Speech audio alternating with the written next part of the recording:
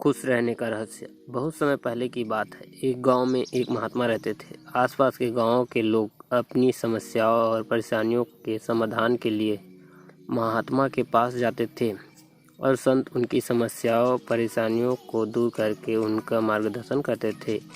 एक दिन एक व्यक्ति ने महात्मा से पूछा, गुरुवर, संसार में खुश रहने का रहस्य क्या है? महात्मा ने उसे कहा कि तुम मेरे साथ जंगल चलो, मैं तुम्हें खुश रहने का रहस्य बताता हूँ। उसके बाद महात्मा और वह व्यक्ति जंगल की तरफ चल दिए। रास्ते में चलते हुए महात्मा ने एक बड़ा सा पत्थर उठाया और उस व्यक्ति को देते हुए कहा कि इसे पकड़ो और चलो। उस व्यक्ति ने वह पत्थर लिया और वहाँ महात्मा के साथ साथ चलने लगा। कुछ देर बाद उस व्यक्ति के हाथ में दर्द होने लगा, लेकिन वह चुप रहा और चलता रहा। जब चलते चलते बहुत समय बीत गया और उस व्यक्ति से दर्द सहा नहीं गया तो उसने महात्मा से कहा कि मुझे बहुत दर्द हो रहा है। महात्मा ने कहा कि इस पत्थर को नीचे रख दो। पत्थर को नीचे रखते ही उस व्यक्ति को बड़ा राहत मिली। तब महात्मा ने उससे पूछा, जब तुमने पत्थर को अपने हाथ में उठा रखा था तब तुम्हें कैसे लग रहा था? उस व्यक्ति ने कहा, शुरू में दर्द कम था तो मेरा ध्यान आप पर ज़्यादा था, पत्थर पर कम था, लेकिन जैसे जैसे दर्द बढ़ता गया मेरा ध्यान आप पर से कम होने लगा और पत्थर पर ज़्यादा होने लगा और एक समय मेरा पूरा ध्यान पत्थर पर आ गया और मैं इससे अलग कुछ नहीं सोच पा रहा था।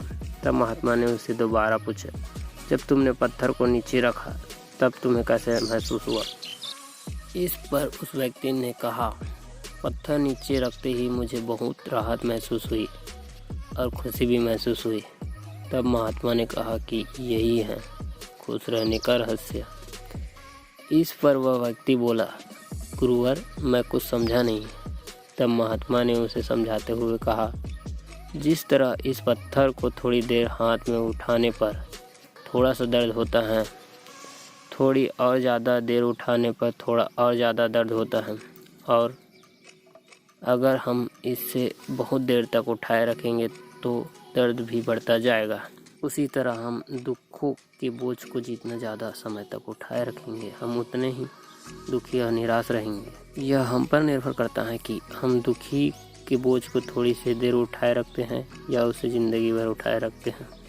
इसलिए अगर तुम खुश रहना चाहते हो तो अपने दुखी रूपी पत्थर को जल्दी से जल्दी नीचे रखना सीख लो और अगर संभव हो तो उसे उठाओ ही नहीं। इस कहानी से हमें यह शिक्षा मिलती है कि यदि हमने अपने दुखी रूपी पत्थर को उठा रखा है तो शुरू में हमारा ध्यान अपने लक्ष्य पे ज़्यादा तथा दुखों पर कम होगा, लेकिन अगर हमने अपने दुखी रूपी पत्थर को लंबे समय से उठा रखा है तो हमारा ध्यान अपने लक्ष्य से हटकर हमारे दुखों पर आ जाएगा।